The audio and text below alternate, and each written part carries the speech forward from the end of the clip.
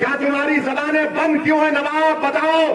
बच्चे मर गए CAA के प्रोटेस्ट में, मगर तुम्हारी जबान पर शहरोज और बिलाल पाशा का नाम नहीं आता। अरे तुम्हारा कलमा तो भैया बन चुका, नाइंसाफी के खिलाफ आवाज बुलंद करना तुमने उसको अपनी आदत बना ली है। मेरे अजीज नवाब साहब ने कहा कि जोजा बरादरी को सर्टिफिकेट नहीं मिलना चाहिए, जितना विकास होगा सिर्फ मेरा होगा और मेरे परिवार का होगा। क्या आपने देखा कि नवाब साहब ने CAA के प्रोटेस्ट में शहरोज उस्मानी और बिलाल पाशा, शहरोज उस्मानी संभल का 22 साल का नौजवान, बिलाल पाशा 31 साल का नौजवान, क्या आपने सुना कि अखिलेश ने कभी उनके घर को जाकर शहरोज और बिलाल से पुरसा दिया? क्या कभी नवाब साहब ने उत्तर प्रदेश की विधानसभा में शहरोज और बिलाल का जिक्र किया? तुमने सुना नवाब की जबान से उत्तर प्रदेश की विधानसभा में जिस बच्चे को उत्तर प्रदेश की सरकार ने गोली मारकर शहीद कर दिया, क्या नवाब साहब ने उसके इंसाफ का मुतालबा किया उत्तर प्रदेश की विधानसभा में? तो क्या आप उन लोगों को वोट देंगे जो मरने वालों का जिक्र नहीं करना चाहते उत्तर प्रदेश की विधानसभा में?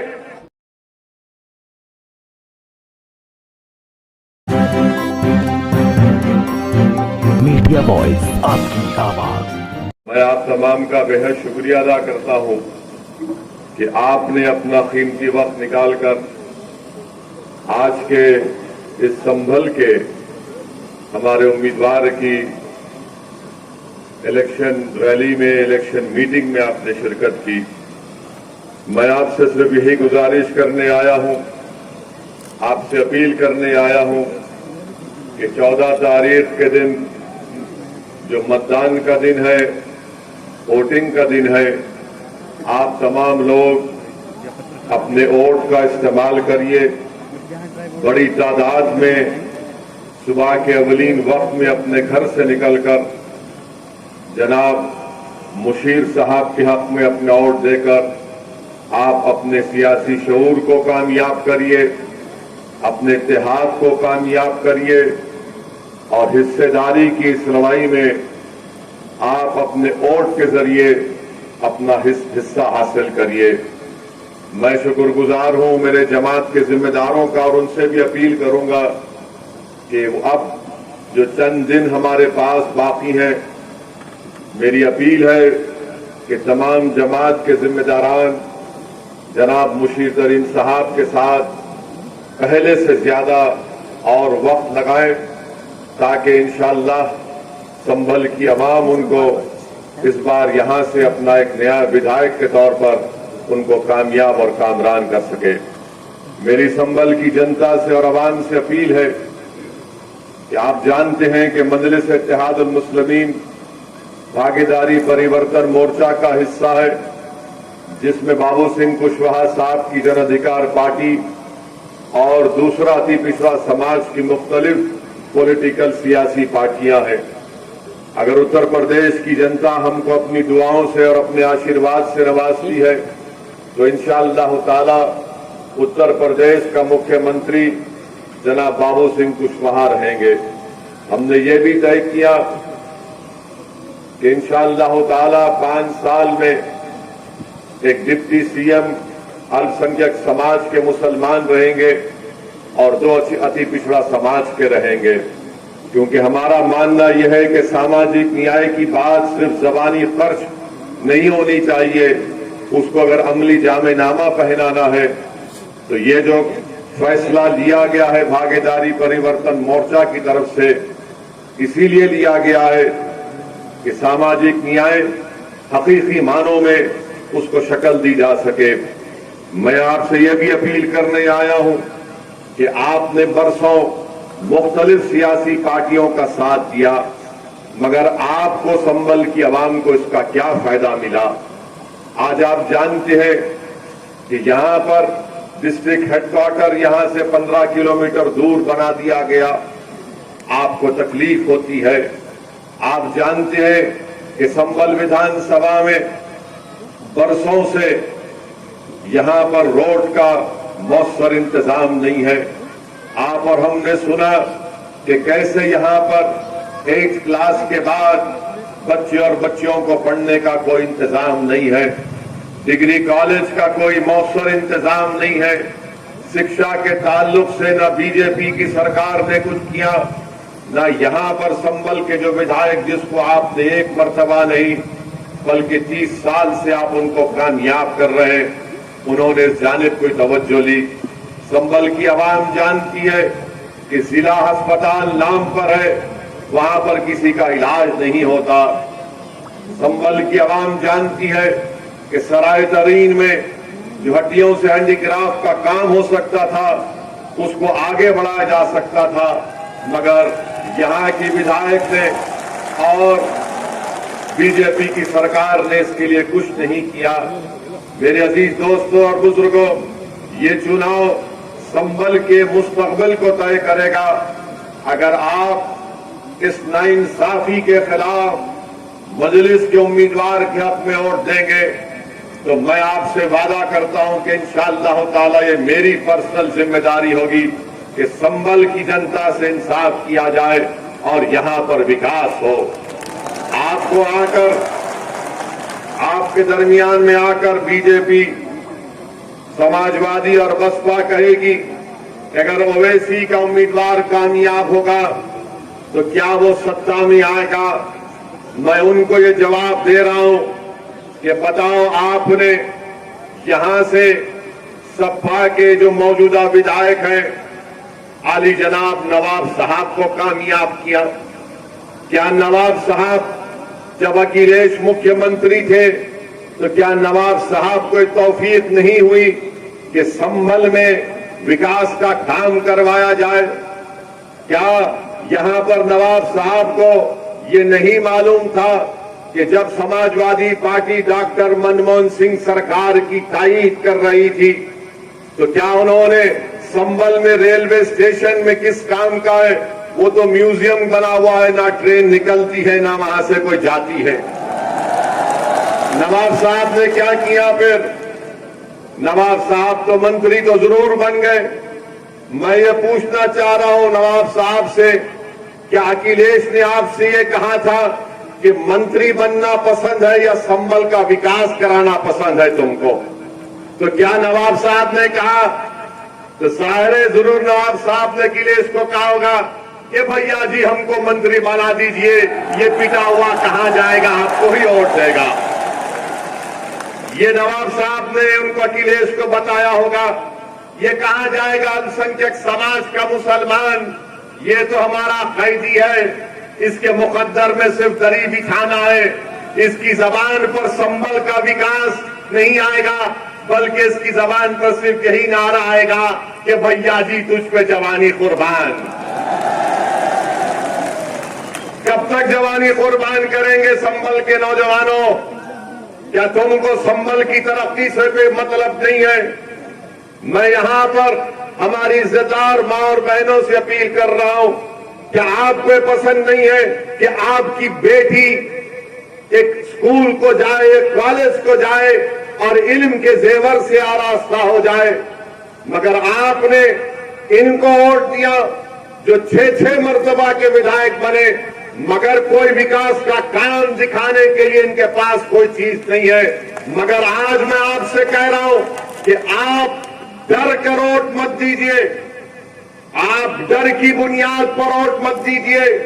समाजवादी पार्टी और बसपा ये जानती है कि आपको डराया जाए, डर के नाम पर वोट हासिल किया जाए, और जब डर के नाम पर आप वोट दे देते हैं तो संभल का विकास कभी नहीं होगा। अगर आज ओवैसी आपके दरमियान में आकर हमारी इज्जतदार मां और बहनों से अपील कर रहा है, नौजवानों से अपील कर रहा है, यहां के बुजुर्गों से अपील कर रहा है, अगर आप उम्मीद के नाम पर वोट देना चाहते हैं तो मजलिस के हक में पतन के निशान पर बटन दबाकर आप कामयाब करिए। उम्मीद अगर आपकी बाकी रहेगी तो इंशाअल्लाह ताला संभल का विकास होगा। अगर सिर्फ डर के नाम पर वोट देंगे तो याद रखिए कभी संभल का विकास नहीं होगा। इसी तरह आपको डराया जाएगा और इसी तरह आपको लूटा जाएगा, इसी तरह आपको कुचला जाएगा, इसी तरह बच्चों की तालीम तर्क हो जाएगी, इसी तरह गरीब अस्पताल नहीं होने की बिना पर सिसक कर मर जाएगा। आप बताइए, यहां पर बस का डिपो है, क्या ये बात सच नहीं है कि अगर पानी पड़ जाता है तो बस का डिपो पानी में डूब जाता है? क्या ये सच नहीं है? अच्छा, संभल में किसका विकास हो रहा है? संभल में किसका विकास हो रहा है? संभल में सिर्फ एक ही आदमी का विकास हो रहा है, नवाब साहब का। नवाब साहब का कोल्ड स्टोरेज ऊंचा जा रहा है, नवाब साहब का सिरिंज का मैन्युफैक्चरिंग बिजनेस दौड़ रहा है और संभल की जनता वही गरीब पिस रही है पानी के लिए, शिक्षा के लिए, अस्पताल के लिए, सराय तरीन हड्डियों की हैंडीक्राफ्ट के प्रमोशन के लिए। मगर नवाब साहब को इसकी फिक्र नहीं है, नवाब साहब को इसकी फिक्र नहीं है। नवाब साहब अखिलेश को जाकर ये बात समझा चुके कि भैया जी, संभल की जनता को सिर्फ डरा करो, हासिल करो और वो आंख बंद करके आपको वोट भी देंगे।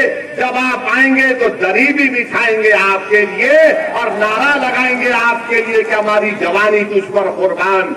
मेरे अजीज दोस्तों और बुजुर्गों, मैं आपसे अपील करने आया हूं कि अब हम दरी नहीं बिछाएंगे इंशाअल्लाह ताला। आपने 30 साल दरी बिछाई, अब दरी नहीं बिछाएंगे, अब दरी नहीं बिछाएंगे। और जो बीजेपी वाले कहते हैं कि नून खाएंगे उनको जिताएंगे, ये सपा वाले कहती है कि भैया तुझ पे जवानी कुर्बान, तुझको जिताएंगे। अब मजलिस ये कहती है कि ना नून खाएंगे, ना दरी बिछाएंगे और पतंग को जिताएंगे इंशाअल्लाह ताला। मैं शुक्रगुजार हूं आपका कि 2017 में आपने करीब 60,000 के करीब वोट मजलिस के उम्मीदवार को दिए थे। क्या यह बात सच नहीं है संभल की जनता कि ओबीसी का सर्टिफिकेट जो जोजा बरादरी को मिलता था, नवाब साहब ने उसको बंद नहीं करवाया? क्या यह बात सच नहीं है? आप सोचो इस पर। ओबीसी का सर्टिफिकेट जोजा बरादरी को मिलता था तो नवाब साहब को तकलीफ हो गई अंदर से, ये तरक्की कर रहा है तो मेरा क्या होगा? तो नवाब साहब ने कहा कि जोजा बरादरी को सर्टिफिकेट नहीं मिलना चाहिए, जितना विकास होगा सिर्फ मेरा होगा और मेरे परिवार का होगा। मेरे अजीज दोस्तों और बुजुर्गों, पहचानिए जो आपके दरमियान में सादतीन कोपेक को पहचानो, आप कोपेक को पहचानो। अगर तुम पहचान लोगे तो तुम मजलिस के उम्मीदवार के हक में अपने वोट का इस्तेमाल करोगे। मेरे अजीज दोस्तों और बुजुर्गों, क्या आपने देखा कि नवाब साहब ने CAA के प्रोटेस्ट में शहरोज उस्मानी और बिलाल पाशा, शहरोज उस्मानी संभल का 22 साल का नौजवान, बिलाल पाशा 31 साल का नौजवान, क्या आपने सुना कि अखिलेश ने कभी उनके घर को जाकर शहरोज और बिलाल से पुरसा किया? क्या कभी नहीं? क्या कभी नवाब साहब ने उत्तर प्रदेश की विधानसभा में शहरोज और बिलाल का जिक्र किया? तुमने सुना नवाब की जबान से उत्तर प्रदेश की विधानसभा में जिस बच्चे को उत्तर प्रदेश की सरकार ने गोली मारकर शहीद कर दिया, क्या नवाब साहब ने उसके इंसाफ का मुतालबा किया उत्तर प्रदेश की विधानसभा में? तो क्या आप उन लोगों को वोट देंगे जो मरने वालों का जिक्र नहीं करना चाहते उत्तर प्रदेश की विधानसभा में? क्या तुम्हारी जबानें बंद क्यों है नवाब? बताओ। बच्चे मर गए CAA के प्रोटेस्ट में, मगर तुम्हारी जबान पर शहरोज और बिलाल पाशा का नाम नहीं आता। अरे तुम्हारा कलमा तो भैया बन चुका है, नाइंसाफी के खिलाफ आवाज बुलंद करना तुमने उसको अपनी आदत बना ली है। मेरे अजीज दोस्तों और बुजुर्गों, याद रखिए, इसीलिए मैं आपसे अपील करने आया हूं कि मजलिस के उम्मीदवार को कामयाब करो। जब उत्तर प्रदेश की विधानसभा में मजलिस का नुमाइंदा कामयाब होकर अल्लाह के फजल से आपकी दुआओं से जाएगा तो उसकी जबान पर कोई रोक टोक नहीं होगी। अगर अल्लाह ने यहां से हमारे मुशीर साहब को कामयाब किया तो मैं आपके दरमियान में खड़े होकर इस बात को कह रहा हूं कि मुशीर साहब उत्तर प्रदेश की विधानसभा में आपके नाइंसाफी और आपके हक के लिए पुकारेंगे, लड़ेंगे और ऐसी दीवानगी का मुजाहरा करेंगे कि लोग कहेंगे कि संभल से कौन शेर आ गया उत्तर प्रदेश की विधानसभा में। जितने भी अब जीत कर गए अपने आप को तो शेर तो बोलते हैं मगर कालीन के शेर हैं ये। भैया के सामने अपनी दुम को पैरों में दबा लेते हैं। बताओ नवाब, क्या ये बात सच नहीं है? क्या ये बात सच नहीं है कि आज से 25 दिन पहले जब आप अपने पार्टी के दफ्तर में गए तो आप पुकार रहे थे अध्यक्ष जी, अध्यक्ष जी और अध्यक्ष जी, अरे जा तू। जब तुम्हारी वहां पर इज्जत नहीं है तो संभल की जनता का विकास कहां से होगा? मेरे अजीज दोस्तों और बुजुर्गों, 6 मरतबा का विधायक आपने उनको कामयाब किया। अब आपको एक अच्छा और नया फैसला लेने की जरूरत है। आपको एक इनकलाबी कदम उठाना पड़ेगा। और मैं आपको एक और बात बताता हूं, ये विधानसभा के चुनाव इस बात को तय करेंगे कि 2024 में कौन पार्लियामेंट का इलेक्शन लड़ेगा। और जो डॉक्टर साहब के लोग ये गलत फहमी में, मैं उनको भी बता रहा हूं, अखिलेश यादव के परिवार का एक पोता पूरा इरादा कर चुका है कि 24 से संभल में जैसा कि मुलायम सिंह लड़े थे वो ये चाहता है कि उनके परिवार का आदमी यहां से लड़े। इसीलिए फैसला सही करो ताकि तुमको 2 साल के बाद शर्मिंदगी ना उठाना पड़े। मेरी बात को याद रखो, आप लिख कर रख लो, लिख कर रख लो। मेरी इस बात पे सच साबित होगी 2024 में। मैं भी इंतजार करूंगा 24 का इंशाअल्लाह ताला। ये लड़ाई सिर्फ विधानसभा की नहीं है, ये लड़ाई सिर्फ 24 की लड़ाई नहीं है, ये लड़ाई सिर्फ 27 की लड़ाई नहीं है, ये लड़ाई सिर्फ 29 की लड़ाई नहीं है, ये लड़ाई 2034 की लड़ाई नहीं है, बल्कि ओवैसी तुम्हारे दरमियान में कहकर पूरे जिम्मेदारी के साथ मैं कह रहा हूं, मैं जब तक जिंदा रहूंगा संभल की और उत्तर प्रदेश के मजलूमों की बात करूंगा। मैं जब अगर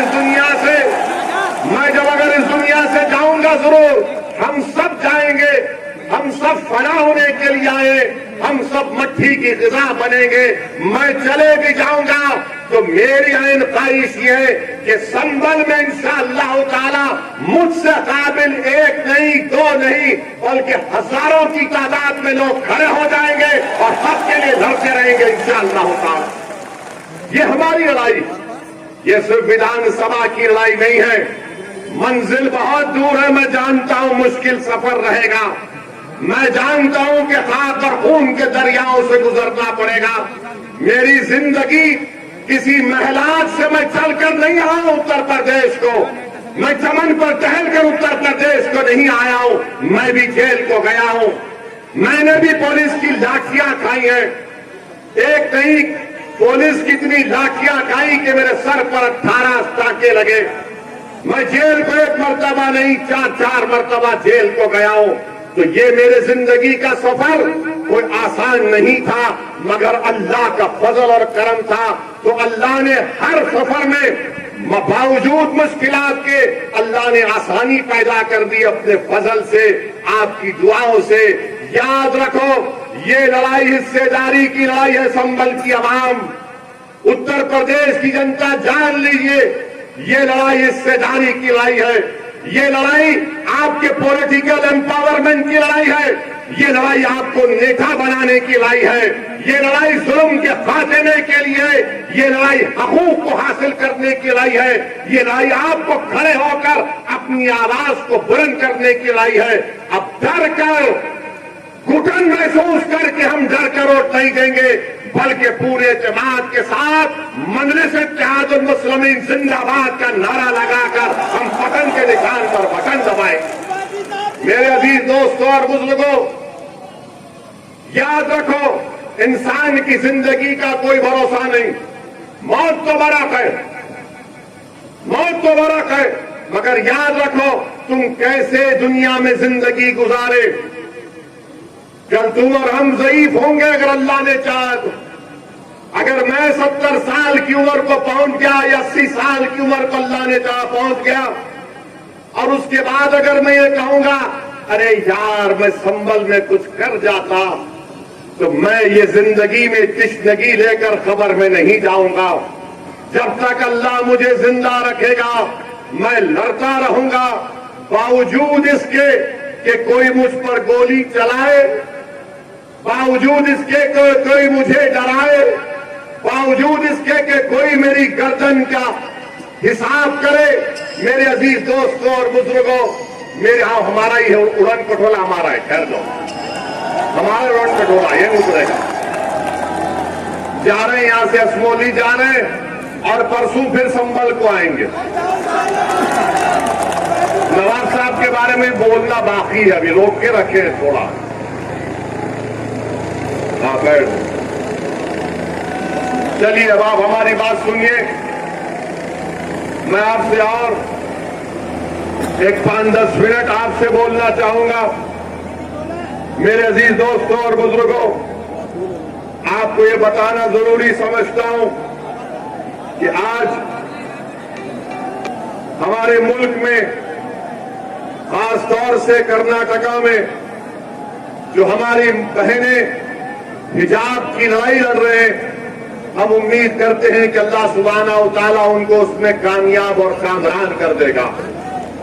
जो हिजाब की लड़ाई एक बुनियादी हक है और सुप्रीम कोर्ट का फैसला है कि सुप्रीम कोर्ट ने पुट्टुस्वामी जजमेंट में कह दिया संविधान के खिलाफ काम कर रही है, बल्कि संविधान की आर्टिकल 15, 19 और 21 का ग्रेव वायलेशन हो रहा है कि वहां के महिला बच्चियों को स्कूल में और कॉलेज में हिजाब पहनने से रोका जा रहा है। मैं बीजेपी के इस फैसले की मजम्मत करता हूं, कंडेम करता हूं, जो एक सुप्रीम कोर्ट का फैसला नहीं बल्कि पुट्टुस्वामी जजमेंट के खिलाफ है, जो सुप्रीम कोर्ट का नलसा जजमेंट है उसके खिलाफ है, कॉमन कॉज जजमेंट के खिलाफ है। मेरे अजीज दोस्तों और बुजुर्गों, आज हमने वो वीडियो भी देखा कि हमारी एक बहादुर बेटी कर्नाटका में मोटरसाइकिल पर हिजाब पहनकर आती है और मोटरसाइकिल को अपने कॉलेज में रखती है, तो जैसा ही उसके करीब ये तमाम लोग आकर उसको डराने के लिए नारे मारते हैं, एक 25-30 का नौजवानों का हुजूम इस नकाब बुर्का पहनी हुई बच्ची को डराने के लिए दौड़ता है। मैं सलाम करता हूं और उस बेटी की बहादुरी को, मैं सलाम करता हूं उस बच्ची के माँ बाप को जिसने उस बच्ची को इतना बहादुर बनाया। ये आसान काम नहीं था। उस बच्ची ने उन नौजवानों की तरफ देखकर पुकार कर कहा अल्लाहु अकबर, अल्लाहु अकबर, अल्लाहु अकबर। ये मिजाज पैदा करना है। अगर तुम आज झुक जाओगे तो हमेशा के लिए झुक जाओगे, याद रखो मेरी बात को। अगर आज तुम खड़े हो जाओगे थोड़ी देर के लिए, तुम सिर्फ थोड़ी देर के लिए खड़े हो जाओ, देखो ये जो लोग तुमको डरा रहे हैं, जो समझ रहे हैं कि हमारे सरों पर जो काले बादल मंडला रहे, याद रखो ये बादल छटेंगे इंशाअल्लाह ताला। ये सूरज चमकेगा जो हमारे मुस्तकबिल का सूरज होगा, मगर याद रखो भीख मांगने से बादल नहीं हटेंगे, भीख मांगने से बादल नहीं हटेंगे। लड़ेंगे जमहूरी तरीके से तो हक दिया जाएगा। अगर तुम समझोगे कि गैरों की चौखट पर जाकर भीख मांगने से कुछ मिलेगा, कुछ नहीं मिलेगा। अगर तुम ये बताओगे ये मेरी ताकत है, कितना वोट मेरे पास है, मैं जीत सकता हूं और जिताऊंगा, तब जाकर दुनिया तुम्हारा हक देगी। मेरी इस बात को जहन नशीन कर लो कि रोने से, भीख मांगने से आपको अपना हक नहीं मिलेगा। उस बच्ची ने आपको पैगाम दिया, उत्तर प्रदेश की जनता को पैगाम दिया, उस बच्ची ने पूरे मुल्क के कमजोरों को पैगाम दिया। अगर हुजूम तुम्हारे सामने आता है तो आने दो, तादाद बड़ी है तो आने दो, मगर अगर तुम्हारे दिलों में तवक्कल है, अगर तुम्हारे दिलों में एतमाद है, तो हजारों का लश्कर आ जाए, अगर कोई एक खड़े होकर कहेगा अल्लाहू अकबर, उस बच्ची ने होकर दिखाया, उस बच्ची ने होकर दिखाया है। मैं सलाम करता हूं उसके हौसले को, अल्लाह उसके हौसले को और बुलंद करे। अल्लाह सुब्हानहू तआला उसी तरह हर बच्ची में वो जज्बा पैदा करे कि अगर कोई हमारे किसी भी मजहब की या बिरादरी की बच्ची हो तो बच्ची ठहर जाए अपने हक के लिए। ये हमारी लड़ाई है, इस लड़ाई को समझने की जरूरत है मेरे अजीज दोस्तों और बुजुर्गों। इसीलिए मैंने आपसे कहा कि गोलियां चलेंगी हम पर और चलाई गई, मगर जब अल्लाह किसी को बचाना चाहता है तो कोई कुछ नहीं कर सकता। हमारे साथ सारिम था हमारे साथ, यही संभल का नौजवान 6 साढ़े 6 फीट से जालिमों ने गोलियां चलाई और ये समझा कि ओवैसी का काम तमाम कर दिए, मगर जालिमों को नहीं मालूम था, गोडसे की नाजायज औलाद को नहीं मालूम था, इबलीस के जानशीन को नहीं मालूम था, वक्त के नमरूद की नाजायज औलाद को नहीं मालूम था, वक्त के फिरौन के एजेंटों को नहीं मालूम था, वक्त के अबू लहब को नहीं मालूम था, वक्त के अबू जहल को नहीं मालूम था। और हमारे सफों में जब अब्दुल्लाह इब्न सबा के जानशीन है वो तो खुशियां मना रहे थे, मगर अल्लाह ने कहा आज इसका दिन नहीं है, आज इसका दिन नहीं है। तुम कितनी गोलियां चलाते चलाओ मेरे अजीज दोस्तों और बुजुर्गों। इसीलिए हम आपसे कह रहे हैं कि आप हिम्मत और हौसले से काम करो, आप हिम्मत और हौसले से काम करो, डरने की जरूरत नहीं है। जाना तो सबको है इस दुनिया से, कोई नहीं बचेगा इस दुनिया में, मगर तुम क्या लेके जाओगे? तुम भैया की गुलामी लेके जाओगे या नवाब की गुलामी लेके जाओगे? क्या तुम इस दुनिया से अपना हक मनवा के जाओगे? क्या तुम इस दुनिया में हिस्सेदारी में कामयाब होकर जाओगे? क्या तुम इस दुनिया में आए तो संभल का विकास करके जाओगे? क्या जब तुम इस दुनिया में आए तो फिर तुम क्या सब कमजोरों का साथ दोगे? नहीं दोगे। ये फैसला आपको करना है। मैं आपके सामने आकर जज्बात में लाने की कोशिश नहीं कर रहा हूं। मैं ये नहीं कह रहा हूं कि मुझे इस वाक़े के ऊपर वोट दो। मैं तो ये कह रहा हूं कि मैं मरने तैयार हूं इन चीजों के लिए, मगर मैं ये चाहता हूं कि मैं मर भी जाऊं।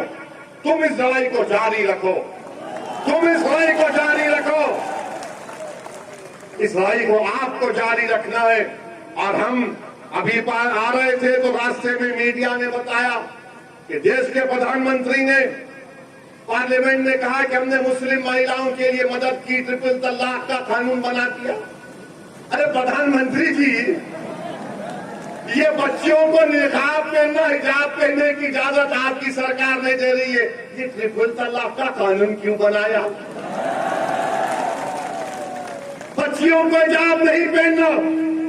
और आपको जानकर हैरत होगी कि मोदी सरकार का डेटा है, एनएसए का डेटा है, नेशनल स्टैटिस्टिकल एनएसए का डेटा, एनएसओ का डेटा है कि 21% भारत में मुस्लिम बच्चियां जो 3 और 35 साल की उम्र की हैं, वो कभी स्कूल को नहीं गई।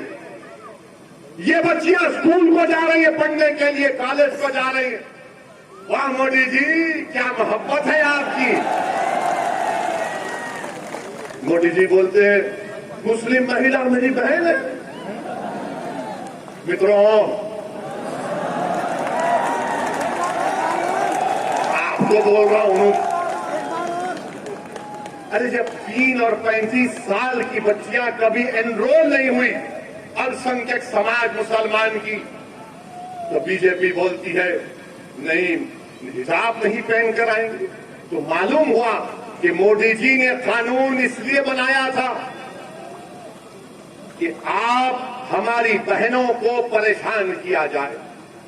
ये दुनिया मीडिया बोलती है मुसलमान मर्द मुस्लिम महिलाओं पर जुल्म करता है, दबाता है।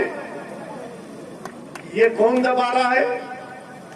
पढ़ना चाहते हैं, मोटरसाइकिल पर बच्ची जाती है कॉलेज को और ये भीड़ आती है भाग के, फिर कौन कर रहा है ये? मेरे अजीज दोस्तों और बुजुर्गों, हिम्मत और हौसला रखिए। और जो लोग ये समझते कि मुस्लिम महिलाओं को दबाया जाता है, क्या तुमने कभी जाना तवक्कल कौन थी? तवक्कल कारमन कौन थी? यमन की एक बहन थी, महिला थी, जो हिजाब पहनकर नोबेल प्राइज मिला उसको, नोबेल प्राइज मिला उसको। और ये बोल रहे हैं हिजाब पहनने से, अब आज देखेंगे आज आप 6 बजे 9 बजे से टीवी चैनल में पूरे एंकर शुरू हो जाएंगे, टीवी देखना शुरू आज, सब बोल रहे हैं मुस्लिम महिलाओं को दबाया जा रहा है। हिजाब इनकी एक पुरानी दूर लेकर जाता है। आपको कब से मोहब्बत हो गई हमसे? आप तो मोदी जी के वफादार चाहने वाले हैं, वफादार हैं आप। हम तो बेवफा निकले और हम बेवफाई करेंगे, क्योंकि हम ना इनकी गुलामी करेंगे ना उनकी गुलामी करेंगे। मेरी आपसे गुजारिश है कि 14 तारीख के दिन मुत्तहिदा तौर पर संभल की विकास के लिए आप एक इनकलाबी फैसला लेते हुए मजलिस के उम्मीदवार प्रत्याशी में अपने वोट का इस्तेमाल करिए। याद रखिए हमारी इस बात को कि आपके घर के सामने एक नागनाथ बैठा है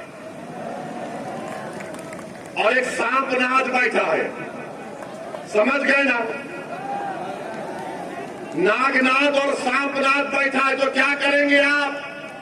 आप मदारी को बुलाएंगे, मदारी आपके सामने खड़ा है।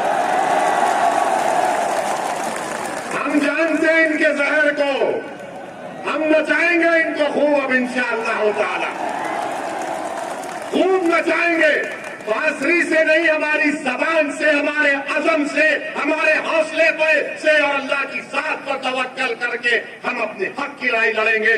जो भारत का संविधान हमको इजाजत देता है, बसपा कुछ नहीं कर सकती है, बसपा नहीं कर पाएगी।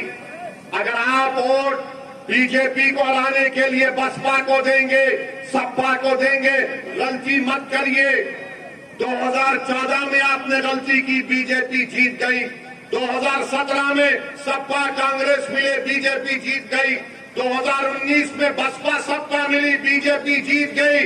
अब अगर आपके घर के सामने नागनाथ सांपनाथ है तो मदारी को जिताइए, ताकि विधानसभा में उधर संभल के विकास की बात हो सके इंशाअल्लाह ताला। बाकी बात कब है? 12 तारीख, 10 तारीख के दिन कहां पर? गुमसानी के पास आएंगे ना आप? आएंगे ना? पूरे आएंगे ना? या फिर भैया तुझ पे नहीं होगा ना? पूरे आएंगे ना? तो इंशाअल्लाह ताला फिर आपसे मुलाकात होगी। हमारे पैगाम को आप सब जगह पहुंचाइए, अपने बुजुर्गों तक, अपने महिमा और बहनों तक। अस्सलाम वालेकुम व रहमतुल्लाह।